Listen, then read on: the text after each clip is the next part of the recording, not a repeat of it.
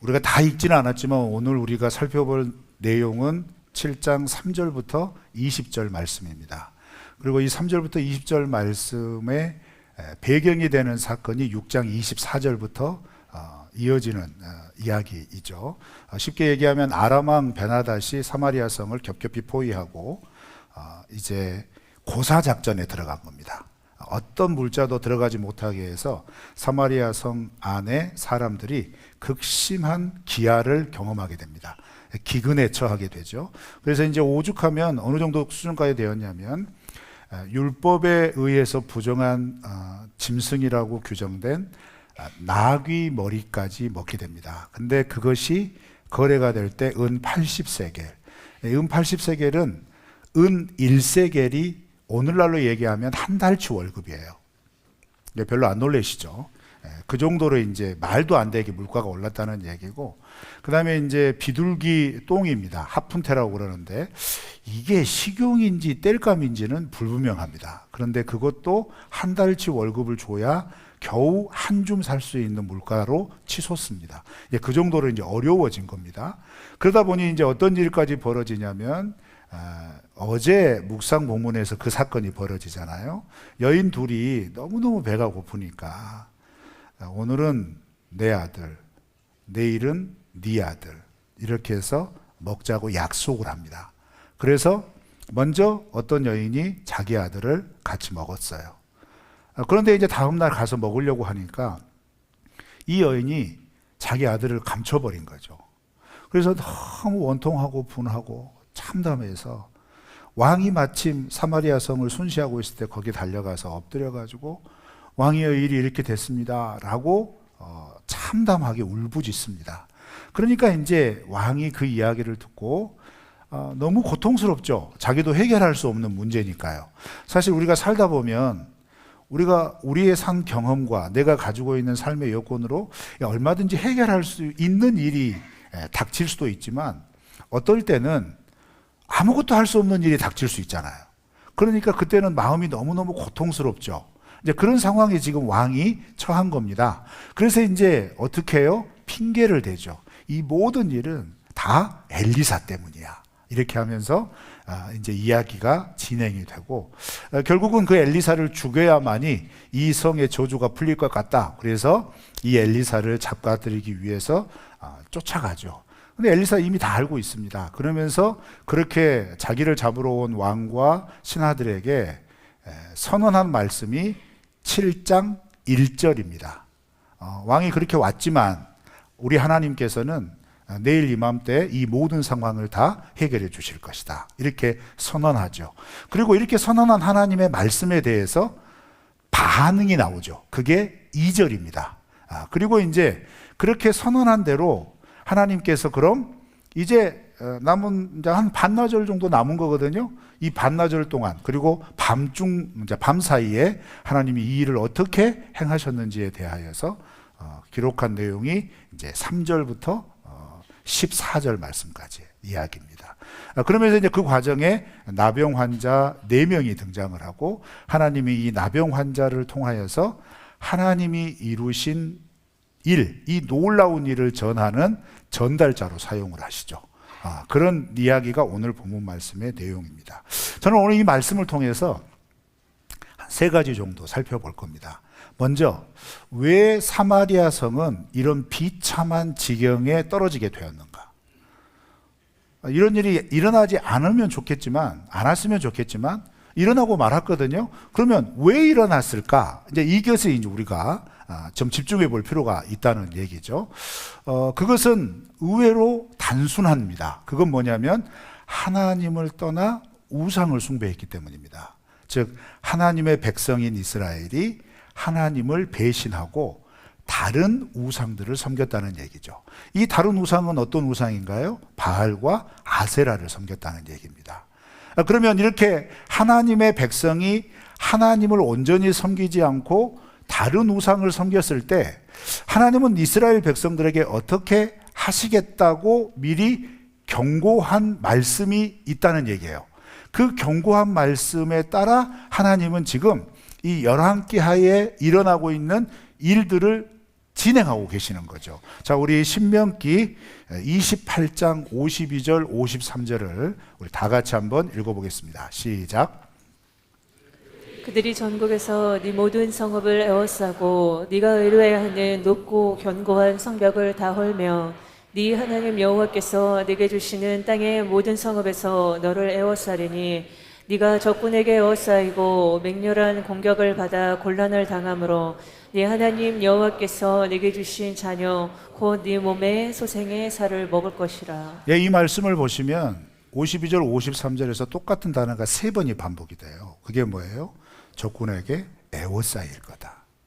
이걸 이제 그대로 한번 여러분 적용을 해보세요. 우리가 하나님의 자녀, 하나님의 백성인데 하나님의 은혜 안에 에워싸이는 것을 거절하는 인생은 대적에게 에워싸이는 인생으로 전락을 시키겠다는 얘기입니다. 그러면 여러분, 우리는 여기서 분명하게 깨달아야 될 게 있어요. 하나님은 먼저 심판을 하시는 분이 아닙니다.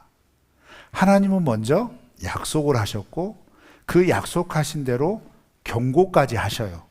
그리고 실제로 약속하신 것을 살도록 허락해 주셨죠. 그리고 누리도록 하셨어요. 그런데 그렇게 허락하고 누린 삶 속에 이스라엘 백성들이 이 경고를 망각을 하고 하나님을 배반한 겁니다. 그러니까 배반한 대로 지금 하나님이 경고하신 말씀 그대로 이루시고 계시는 거예요. 자, 그러면 하나님의 나라, 하나님의 백성이라고 하는 이스라엘에서는 이런 경고된 일이 자기들의 삶 속에 일어날 때 가장 먼저 무엇을 돌아봐야 될까요? 자기들의 삶을 돌아봐야 돼요. 이렇게 하나님이 경고하셨으니까 경고한 대로 우리의 삶에 기근이나 전염병이나 이런 전쟁의 일들이 자꾸 반복이 되면, 아니 혹시 내 삶 속에 하나님의 자녀로서 합당치 못한, 하나님의 백성답지 못한 삶이 있지 않는가, 이걸 돌아보는 것이 하나님과의 관계가 살아있는 최소한의 증거입니다. 우리가 믿음의 생활을 할 때 예기치 못한 위기의 순간을 만났을 때, 아, 이거 하나님이 왜 이러실까? 혹시 그것 때문일까? 이런 거 느껴보신 적 있으시죠? 이실 짓고 하세요, 빨리. 있잖아요. 뭔 일이 딱 닥쳤을 때, 아, 나 그래서 하나님이 이렇게 하시는 건가? 그런 거 있잖아요. 그렇죠? 이건 뭐냐면 하나님과의 나와의 관계가 적어도 그런 감각이 살아있다는 얘기입니다. 그러면 감각이 살아있다면 이 감각은 어떻게 활용이 돼야 될까요? 그게 깨달아졌으면 당연히 하나님, 염치 없지만 용서해 주세요. 한번 봐주세요. 다시 한번 좀 기회를 주시면 안 될까요? 이렇게 해야 한다는 거예요. 하나님은 이걸 우리에게 기다리고 계신다는 거죠. 그래서 회개하면 하나님은 어떻게 하세요? 은혜를 베푸셔요. 믿으십니까? 그런 하나님이시란 말이에요. 자, 그러면 지금 이 사마리아 성이 이 지경이 됐다는 얘기는 제가 설명할 필요 없겠죠. 이스라엘 백성들이나 사마리아 성에 있는 사람들은 하나님에 대해서 안중에도 없다는 거예요. 관심조차 없다는 겁니다. 그런데 이런 일들이 계속해서 일어나고 있는데 깨닫지를 못하는 거예요. 그러면 가장 심각한 상태인 거죠. 하나님과의 관계성이 끊어졌다는 얘기입니다. 이거 굉장히 괴로운 일입니다. 그래서 하나님께서는 이런 사마리아 성의 하나님의 백성들이 하나님을 떠난 것에 대해서 하나님의 심판의 방법으로 깨우치시고 돌이키기를 원하셔서 이런 기회들을 주셨는데 여기에 전혀 반응하지 못하고 있는 거예요. 너무 고통스러워만 하고 있는 거예요. 하나님 앞에 달려가서 하나님 좀 용서해 주시고 하나님 좀 도와주시고 이런 사람이 한 사람도 없다는 겁니다. 이거 좀 참담할 지경이죠. 그런데 더 놀라운 건 뭔지 아세요? 그렇게 하나님에 대하여서 무감각한 사마리아 성에 하나님이 먼저 복음을 선포하세요. 그게 1절 말씀이죠. 우리 다 같이 7장 1절 읽습니다. 시작.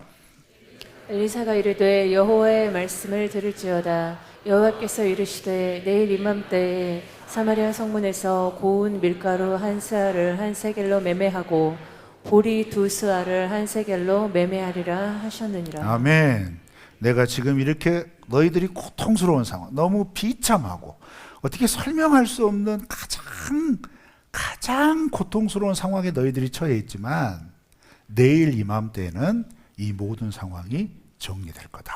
이렇게 여호와의 말씀이니라 하면서 선언한 겁니다. 그런데 우리가 한번 생각해 봐야 돼요. 이렇게 선언했는데 그러면 하나님과의 관계가 조금이라도 연결되어 있고 하나님에 대한 기대가 살아있다면 어떤 반응을 보여야 될까요? 당연히 정말요? 그랬으면 좋겠습니다. 정말 하나님이 그럴 줄 믿어요. 그러면서 적어도 그런 반응이 나와야 되는데, 자, 우리 2절 한번 읽어볼까요? 2절입니다. 시작. 그때 왕이 그의 손에 의지하는 자 곧 한 장관이 하나님의 사람에게 대답하여 이르되 여호와께서 하늘에 창을 내신들 어찌 이런 일이 있으리요 하더라. 엘리사가 이르되 내가 내 눈으로 보리라. 그러나 그것을 먹지는 못하리라 하니라. 아멘. 한 사람이 얘기하는데 이 한 사람이 누구냐? 왕의 가장 신임을 받는 오른팔이에요.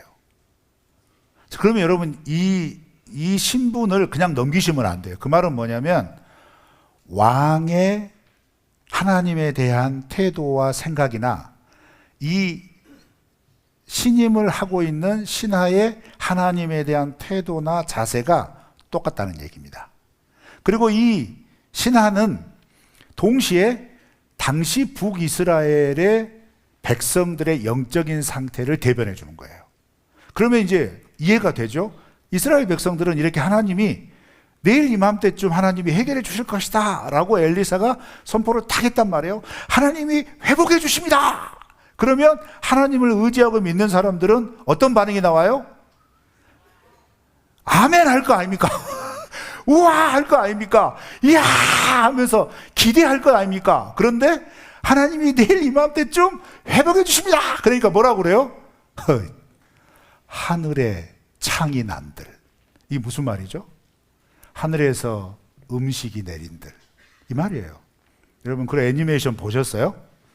하늘에서 음식이 내려요. 말이 안 되죠.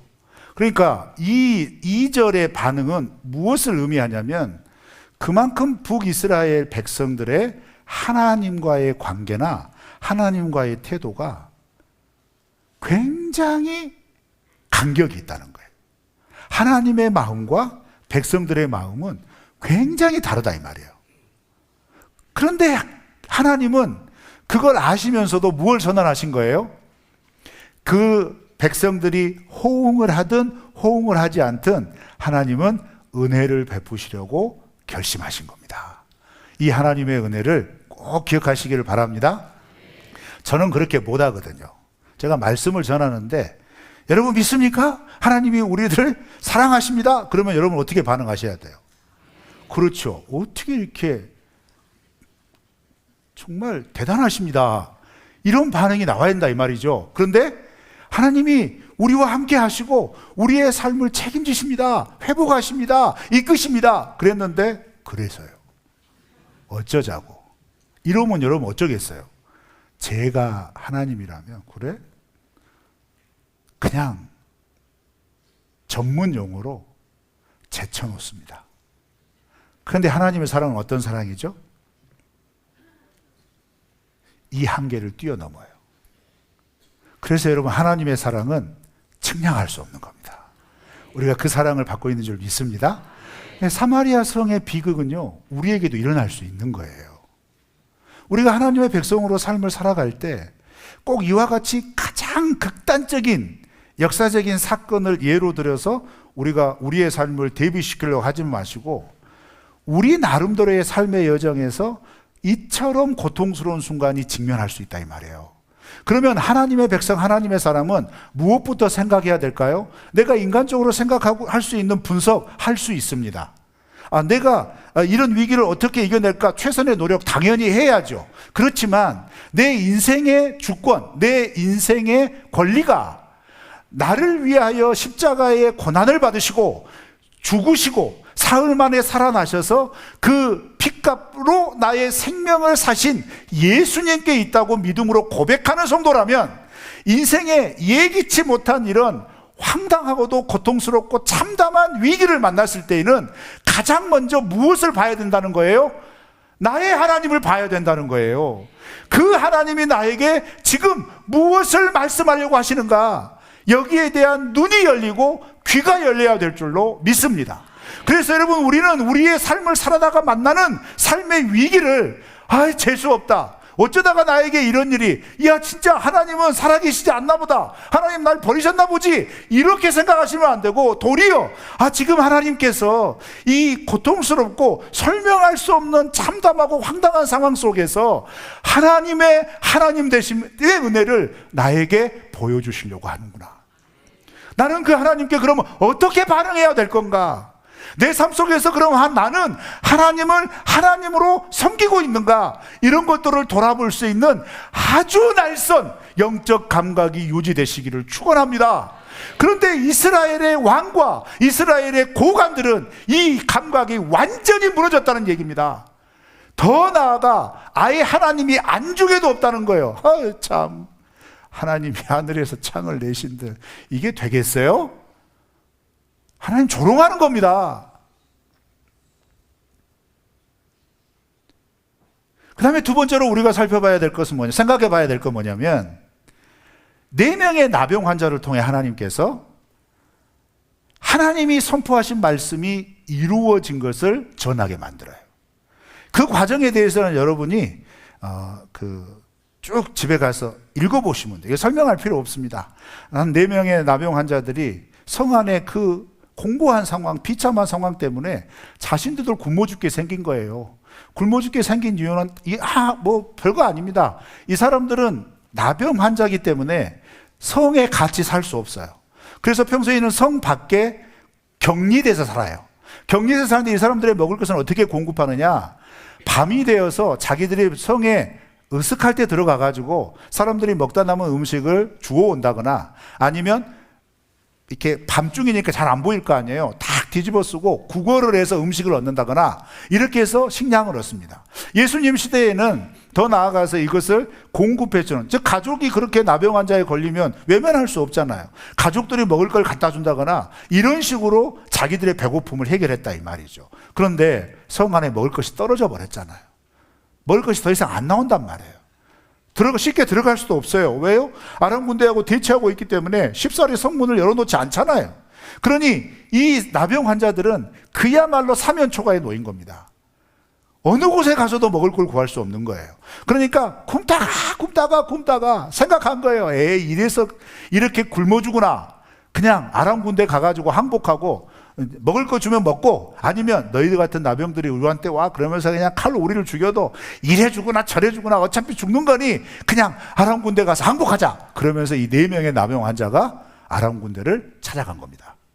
찾아갔더니 놀라운 일이 벌어진 거예요. 진영에 아무도 없는 겁니다. 급하게 도망간 흔적들만 있는 거예요. 음식은 만들어 놓은 상태로 그대로 있고, 이제 먹으려고 준비하고 있다가 갑자기 철수, 그러니까 막 도망간 흔적이 역력한 거죠. 데리고 온 가축들이나, 그리고 자기들이 가져온 재물들이 다 겹겹이 쌓여 있는 거죠. 이게 웬 횡재냐? 그러면서 그동안 배고팠던 그 배고픔을 해결하려고 일단 먹고 즐깁니다. 나병 환자들이 먹고 즐기는데, 한참 즐기다가 한 나병 환자가 이런 반응을 해요. 9절 말씀 우리 다 같이 한번 읽어볼까요? 9절입니다. 시작. 나병 환자들이 그 친구에게 서로 말하되 우리가 이렇게 해서는 아니 되겠도다. 오늘은 아름다운 소식이 있는 날이거늘 우리가 침묵하고 있도다. 만일 밝은 아침까지 기다리면 벌이 우리에게 미칠지니 이제 떠나 왕궁에 가서 알리자 하고. 성 안의 비참한 상황을 너무나 잘 알고 있기 때문에 처음에는 자기들도 배고프니까 허겁지겁 음식 먹고, 그리고 참 비참하게 살았잖아요. 그러니까 아람 군대 안에 있는 귀중품들, 이 성경 말씀에 보면, 본문에 보면 그 문덩이 챙겨가지고 숨겨놓고, 하여튼 자기들이 할 수 있는 건 다 한 겁니다. 그렇게 재밌게 딱 즐기고 있다가 퍼뜩 생각난 거예요. 성 안의 사람들은 어떡하냐. 그러면서 이런 표현이 나오죠. 오늘은 아름다운 소식이 있는 날이거늘. 아름다운 소식이 있는 날이래요. 그럼 그 아름다운 소식이 뭘까요? 아람 군대가 도망간 거예요.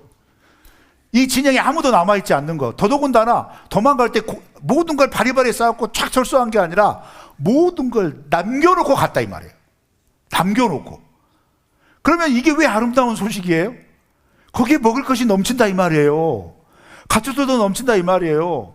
당나귀 머리 이제 안 먹어도 된다 이 말이죠. 합분태 다시 사용 안 해도 된다 이 말이죠. 그 소식을 자기들이 알고 있는 거예요. 자기들은 누리고 있는 거예요 이미.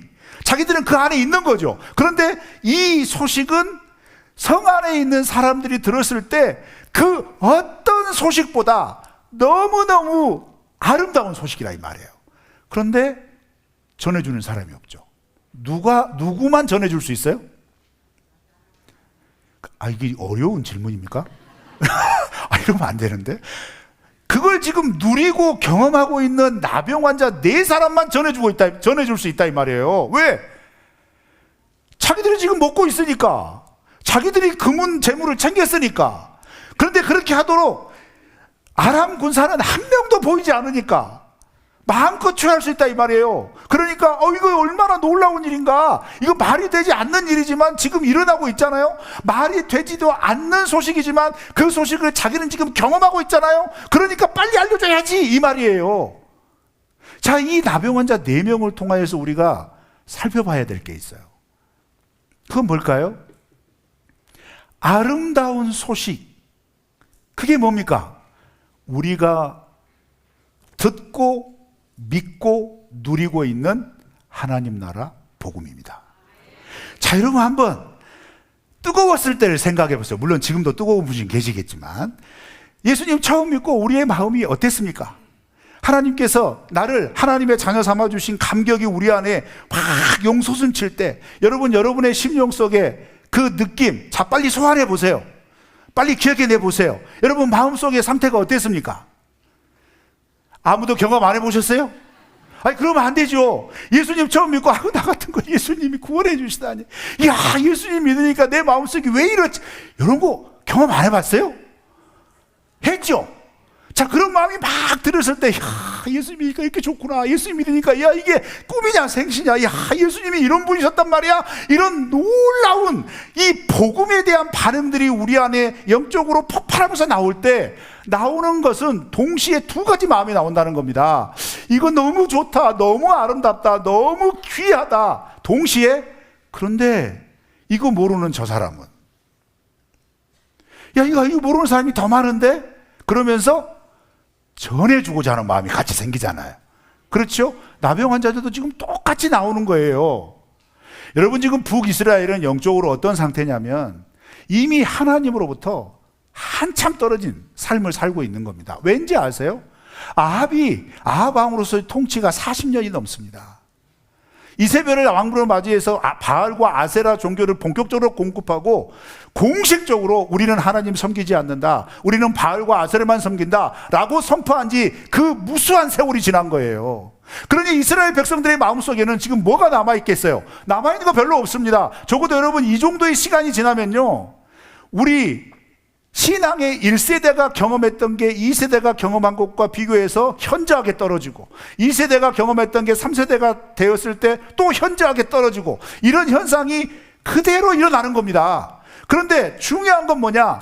이렇게 믿음의 경험과 기적의 경험들이 떨어지더라도 계속해서 하나님의 말씀 안에 거하고 있다면 말씀의 가르침으로 말씀이 역사하는 놀라운 일들이 나타나게 돼 있는데, 문제는 이게 완전히 단절이 돼가지고 사마리아 성에 이렇게 비참한 지경에 이르도록 그 성에 어떤 사람도, 제사장도 지도자도 백성의 평범한 사람들도 우리 하나님께 돌아갑시다, 우리 굵은 베옷을 입고 제 위에 앉아서 흩뿌리면서 하나님께 회개합시다, 이런 말 하는 사람이 한 사람도 없었다는 얘기입니다. 그 정도로 하나님에 대한 감각이 완전히 죽어버린 거예요. 그러니 이 사람들에게 선포된 이 놀라운 소식, 내일 이맘때쯤에 우리가 이전처럼 마음껏 음식을 먹고 이전처럼 제 가격에 밀가루를, 보리가루를 거래하게 될 겁니다. 이 말이 믿겨지겠어요? 믿겨지지 않는 겁니다. 더더군다나 그 보리가루나 밀가루나 이런 것들은요, 누가 관장하느냐? 자기들이 평생 살아왔을 때 바알이 관장하는 거예요. 믿겨지지 않는 겁니다. 그런데 나병 환자들은 엘리사가 했던 이 이야기 못 들었어요. 그렇지만 하나님이 베풀어 주신 은혜가 실제적으로 일어나는 현장에 어찌되었든 이 사람들이 그 자리에 있었고, 그렇게 마음껏 누리다가 마음속에 자연스럽게 들어온 겁니다. 아니, 이 놀라운 일을 우리만 알고 있으면 되냐? 이건 정말 죄다. 그래서 표현하잖아요. 어떻게 표현해요? 9절에서 이거 우리가 말하지 않으면 그 벌이 우리한테 미친다, 이렇게 얘기하잖아요. 자, 여러분, 우리 말씀 한번 찾아볼까요? 로마서 10장 14절 15절입니다. 시작. 그런즉 그들이 믿지 아니하는 일을 어찌 부르리요? 듣지도 못한 일을 어찌 믿으리요? 전파하는 자가 없이 어찌 들으리요? 보내심을 받지 아니하였으면 어찌 전파하리요? 기록된 바 아름답도다 좋은 소식을 전하는 자들의 발이여 함과 같으니라. 아멘. 전파하는 자가 없이 누가 믿겠습니까? 자, 그러면 우리가 그렇게 기가 막힌 복음을 우리 안에 간직하고 그 안에 설명할 수 없고 형언할 수 없는 하나님 나라의 기쁨과 감격이 있는 사람은 그것 때문에 너무 좋아서, 야, 이거 좀 누구한테 알려주고 싶다, 이거 누구한테 전해야지 라고 하는 자연스러운 마음과 함께 동시에 이거 전하지 않으면 하나님이 어떻게 하실 것 같아, 이런 마음도 주신다는 거예요. 그런데 이게 성경에 기록이 돼 있어요. 이런 마음을 하나님께서 선지자들을 부를 때 동일하게 주셨어요. 그리고 명령으로 주신 게 있는데, 우리 에스겔 3장 17절 19절 한번 더 읽어볼까요? 에스겔 3장 17절 19절입니다. 시작. 인자야, 내가 너를 이스라엘 족속의 파수꾼으로 세웠으니 너는 내 입의 말을 듣고 나를 대신하여 그들을 깨우치라. 가령 내가 악인에게 말하기를 너는 꼭 죽으리라 할 때에 내가 깨우치지 아니하거나 말로 악인에게 일러서 그의 악한 길을 떠나 생명을 구원하게 하지 아니하면 그 악인은 그의 죄악 중에서 죽으려니와 내가 그의 핏값을 내 손에서 찾을 것이고, 내가 악인을 깨우치되 그가 그의 악한 마음과 악한 행위에서 돌이키지 아니하면 그는 그의 죄악 중에서 죽으려니와 너는 내 생명을 보존하리라. 아멘. 전하지 않고 깨우치지 않으면 그 값을 너에게 묻겠다 라고 선지자에게 하나님께서 선언하신 겁니다. 그러면 여러분, 우리가 하나님 나라의 복음을 먼저 듣고 그 복음의 기가 막힌 은혜 가운데 살고 있는데, 이 복음을 알지 못하는 사람들이 우리가 알고 믿고 누리는 사람보다 훨씬 많습니다. 이 성에, 이 나라에, 이 민족에 하나님 나라의 복음의 진정한 은혜, 그 능력, 그 놀라움을 맛보지 못한 사람들이 훨씬 많다는 겁니다. 그러면 내가 지금 누리고 있는 이 놀라운 복음의 은혜와 능력을 누가 전해야 된다 이거예요. 내가 전해야 돼요. 우리가 전해야 된다는 겁니다. 그럼 어떻게 전하는 거냐라는 거죠. 여러분, 그래서 이 부분에서 많은 성도들은 고민하게 됩니다. 아이고, 나는 성경 말씀 잘 모르는데, 아이고, 나는 말주변이 없어서, 아이고, 나는 용기도 없는데, 뭐 이런 거 있잖아요. 그런데 여러분, 내 안에 하나님의 은혜를 전하는 건 성경의 내용을 가르치라는 내용이 아닙니다. 이야기가 아닙니다. 뭘 하라는 얘기냐면, 여러분 지금까지 신앙생활 하시면서 야, 이거 진짜 하나님의 은혜 대단하다, 이런 거 경험해 보셨죠? 이거 하나님이 아니면 할 수 없는 일이야, 이거 하나님의 기적이야, 이런 거 경험해 보셨죠? 다 해보셨잖아요. 그것을 이야기하라는 거예요. 그거 들려주란 얘기입니다. 여러분, 이게 굉장히 중요한 겁니다. 여러분, 왜 여러분에게 하나님의 기적을 경험하게 하셨을까요? 여러분 잘 먹고 잘 살아라고요? 착각하지 마세요. 그러지 않습니다. 그것을 통해서 여러분이 통로가 되라는 거예요.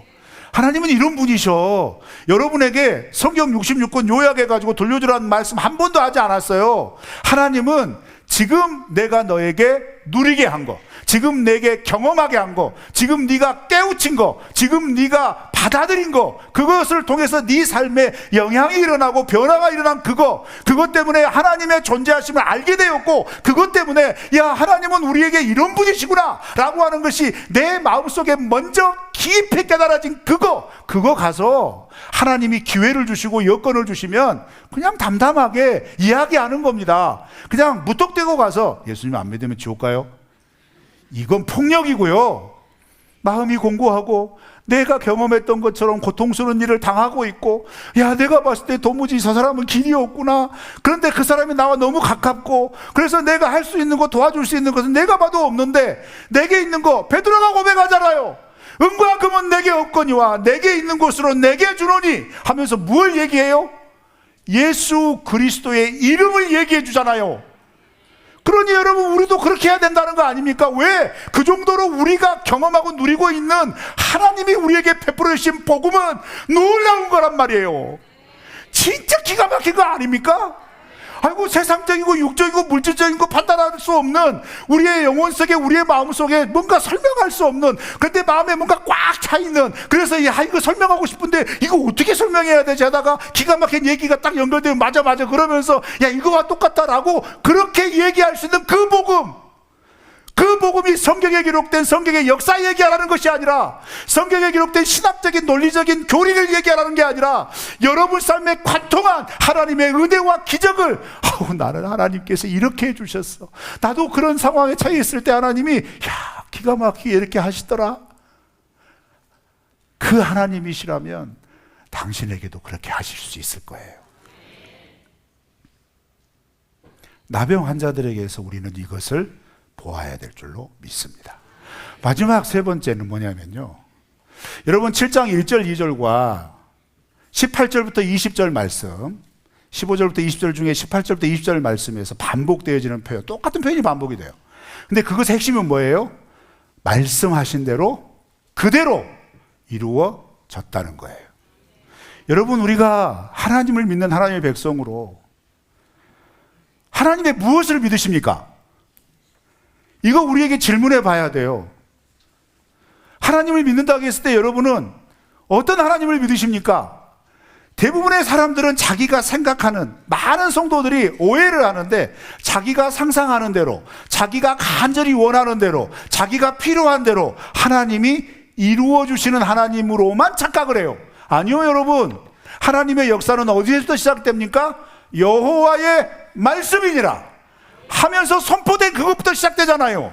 지금 사마리아 성에서도 어떻게 하나님의 역사가 시작이 돼요? 엘리사를 통하여 여호와의 말씀이니라, 내일 이맘때쯤에 모든 것이 정상화될 거다. 그 말씀이 다음날 이맘때쯤에 그대로 일어난 겁니다. 여러분, 우리는 이 말씀을 믿는 거예요. 그래서 우리가 말씀을 읽고 말씀을 묵상하고 말씀을 붙잡고 나아가는 그 소중한 걸음 속에 잊지 말아야 할 말씀 한 구절이 있습니다. 요한복음 3장 36절입니다. 요한복음 3장 36절 시작.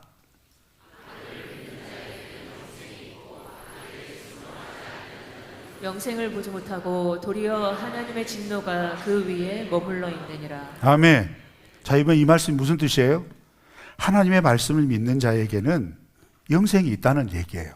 그런데 믿지 않는 자는요, 믿지도 않고 순종하지 않는 자는요, 영생 보지도 못하고 도리어 진노가 그 위에 머물러 있다. 증거대봐라, 이 말씀이요. 이 말씀이 이게 증거잖아요. 장관 어떻게 했습니까? 하늘에서 창이 된 듯. 그게 되겠습니까? 웃긴 소리 하지 마십시오. 엘리사가 말합니다. 당신은 이 하나님의 하신 일을 볼 것이다. 그런데 먹지 못할 거다. 여러분, 우리가 그렇게 될 수 있어요. 하나님이 하시는 일을 삼자처럼 볼 수 있거든요. 근데 내가 누리지 못하는 사람이 꽤 많습니다.